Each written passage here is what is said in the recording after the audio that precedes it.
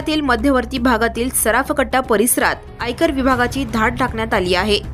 या भागात पोलिसांचा मोठा बंदोबस्त तैनात करण्यात आलाय। आज सकाळी मधला मारुती परिसरात एका नामांकित सराफ व्यावसायिकाच्या घरावर आणि संबंधित ठिकाणी आयकर विभागाच्या पथकानं धाड घातल्याची प्राथमिक माहिती आहे। धाडीसोबतच सुरक्षा म्हणून सशस्त्र पोलिसांचा मोठा बंदोबस्त तैनात करण्यात आला आहे। अनेक सराफ व्यावसायिकांशी संबंधित तपास सुरू असल्याचं समजत आहे।